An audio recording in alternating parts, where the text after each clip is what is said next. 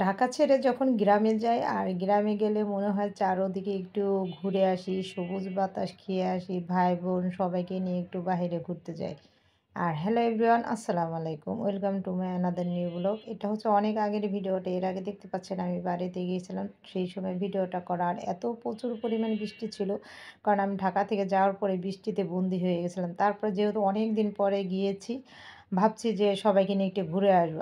আর জানেনই তো ঢাকার চিল্লাপাল্লা নিয়ে আর গ্রামের চিল্লাপাল্লা নিয়ে গ্রামে গেলে কি যে অবস্থা হয়। আর প্রচুর পরিমাণ সকাল থেকে বৃষ্টি হচ্ছিল, তাই ভাবছি ওদের নিয়ে আজকে, যেহেতু আমরা ঢাকা শহরে প্রতিদিন না হোক 1 মাসে বা সপ্তাহে হলেও একটু বাইরে রেস্টুরেন্টে যাওয়ার চেষ্টা করি, গ্রামে কিন্তু সেটা হয় না। তাই আমার কলিজা পাখি আছে গ্রামে কয়েকটা, সেদের মানে ওদের তো আগে যতটুকু পারতাম চেষ্টা করতাম, যেহেতু এখন ঢাকা থেকে অতটা পারি না। তাই ভাবছি আমি কিন্তু ফরিদপুরের বউ, মাদারীপুরের মেয়ে হিসেবে, শিবচরের মেয়ে হিসেবে আমি কখনই আসলে শিবচরে যাই রেস্টুরেন্টে যাই খাইনি বা খাবো এরকম কোনো কথা হয়নি বা হয়ও নি আগেও। আমি ফরিদপুরে যেহেতু থেকেছি অনেক বছর, ওইখানে পড়াশোনা করছি, ওইখানে অনেকবার সব রেস্টুরেন্টে গিয়েছি, বাট শিবচরে বা মাদারীপুরে কখনোই যাওয়া হয়নি। আর এই ফার্স্ট টাইম সবাইকে একসাথে করে ভাইকে তো নিতে পারিনি।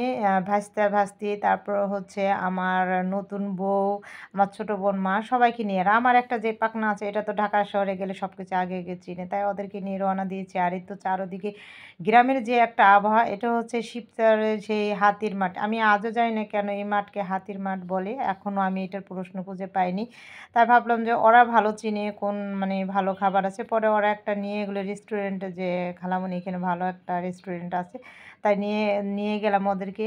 আর আমি তো যেহেতু এদিকে খাই, আর আমার ছেলে তো এত চালু, গ্রামে যে এখন বেশি চালু হয়েছে, কারণ ও হচ্ছে আমার ভাইস্তা, আর যে ভাস্তিকে পেলে খুবই এতটা চঞ্চল হয়ে যায় তা বলার বাইরে।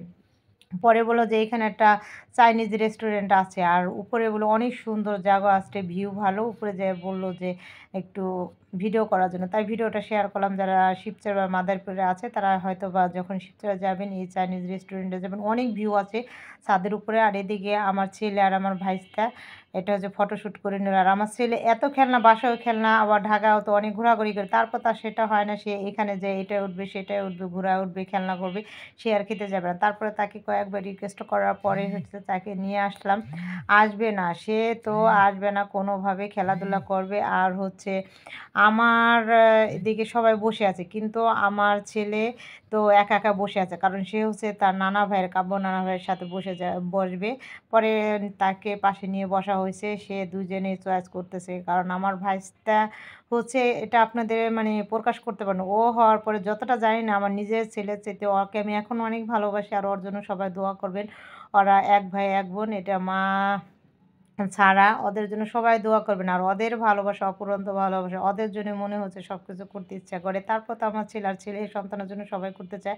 আর এই কাব্যকে দেখতে পাচ্ছেন, এই কাব্য এখন অনেক বড় হয়েছে, 12-13 বছর বড় হয়ে গেছে, বাট কিন্তু ও এখন আসলে অতটা চালু না। গ্রামের ছেলেরা অনেক চালু হয়। ও তো আসলে ছোটোবেলা থেকে হচ্ছে শহরে থেকেছে, বাট 3-4 মাস হচ্ছে গ্রামে গেছে। পরে বলতেছে, ফুপি তুমি এখানে একটু বসো, তোমার কয়েকটা ছবি তুলে দেই, ভিডিও করে দেই। পরে আমিও ভিডিও করলাম। আসলে রেস্টুরেন্টটার উপরের ভিউটা আসলে অনেক সুন্দর, খুবই ভালো, যে আসলে এখনও গ্রামগঞ্জে বা ভালো ভালো রেস্টুরেন্ট গড়ে উঠেছে এটা ভাবা যায় না। ওরা দেখেছি মাঝে মধ্যে রেস্টুরেন্টে যাইয়া খায়, তাই ভাবলাম যে আমিও করি। আর এই যে আমার যে টুনটুনি পাখি, আর এই যে আমার কলিজা দুইটা, এদের জন্য সবাই দোয়া করবেন। নাম কাব্য আর ফারিয়া, ওদের জন্য সবাই দোয়া করবেন। ওদের ওরা যে কত সুন্দর ছিল সেটা ভাষায় প্রকাশ করতে পারবো না। আর এদিকে আমাদের আধা ঘন্টা হয়ে গেছে, দিচ্ছে না। আমার ছেলে তো অস্থির হয়ে যাচ্ছে। পরে তাকে ঠান্ডা করার জন্য হলো ফ্রেঞ্চ ফ্রাই দিছে। পরে আমরা ৩ জনে মানুষ, আমরা এই কয়জনে গেছি, কিন্তু খাবার আইটেম বিভিন্ন ধরনের, সবার চয়েস একরকম হয় না। একজনে নিয়েছে, কেউ নিয়েছে হচ্ছে বার্গার, কেউ নিয়েছে ফ্রেঞ্চ ফ্রাই, কেউ হচ্ছে স্যান্ডউইচ, যার যেটা পছন্দ সেটা নিয়েছে। আর আমার ছেলে তো আ ফ্রেঞ্চ ফ্রাই খাওয়ার পর যেই দেখছে তার ছোটমণি হচ্ছে বার্গার নিয়েছে। দেখার পরে বলতেছে আমিও বার্গার খাবো এদিকে। আর এদিকে আমার মায়ের জন্য থাই স্যুপটা অর্ডার করেছে। আমার খুব ভালো লাগছে, কারণ আমি এই ফার্স্ট টাইম আমার এই বয়সে আমার মা, বোন এদেরকে গ্রামে নিয়ে কোনো রেস্টুরেন্টে খাওয়াতে পেরেছি। এর জন্য অনেক অনেক ভালোবাসা। আর ভিডিওটা আপনাদের কাছে ভালো লাগে অবশ্যই একটু টাইমলাইনে রেখে দিবেন। আজকের মতো এখানেই বিদায়। আল্লাহ হাফেজ।